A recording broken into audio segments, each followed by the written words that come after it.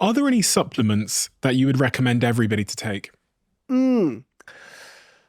So I always say I have tiers of supplements, right? My first tier, thousands of research studies, very clearly has benefits.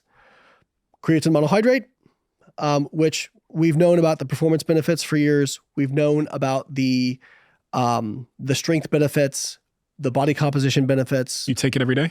Yes, I do.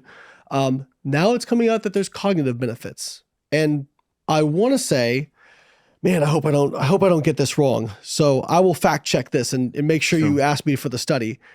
I'm pretty sure they did a study that showed that creatine actually decreased depressive symptoms. Interesting. So what I will say is, if there was one I would recommend for everybody, it would probably be creatine monohydrate because it's cheap, effective, and people say, wow, we don't know what the long-term effects are. It's been around for like 40 years.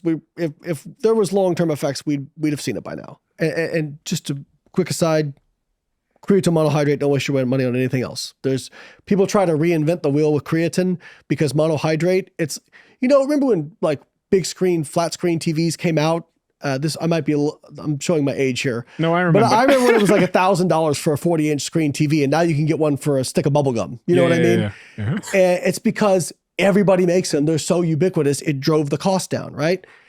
Everybody sells creatine monohydrate. It drives the cost down. So companies come up with new forms of creatine and make these claims around them to try to like get you to spend more money on creatine monohydrate. Saturates the muscle cell 100%. You don't need to do anything else. What's going on there? So a couple things. And we don't fully understand all the mechanisms, but we know that when creatine gets in the system and gets into the cell, it bonds with a phosphate, which produces creatine phosphate. That is a high energy phosphate donor. So when you're exercising, basically you are using what's called adenosine triphosphate, which is ATP, which is the purest form of energy in your body. So this, what we call hydrolysis of ATP, is used to power a lot of reactions in your body.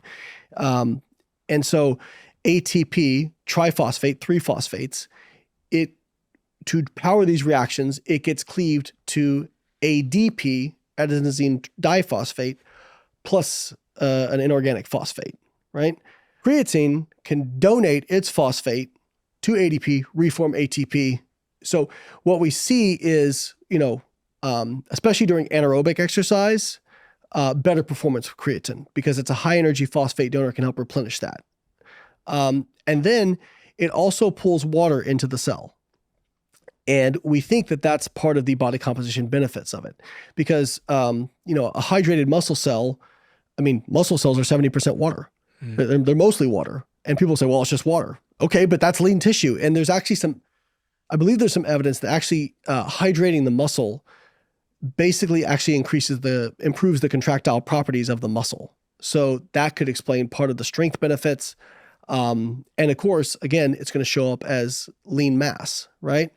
Now, it's not a huge effect. We're talking, a couple pounds for most people, something like that. I'll take it. But for a relatively cheap, effective supplement, yeah, take it, right?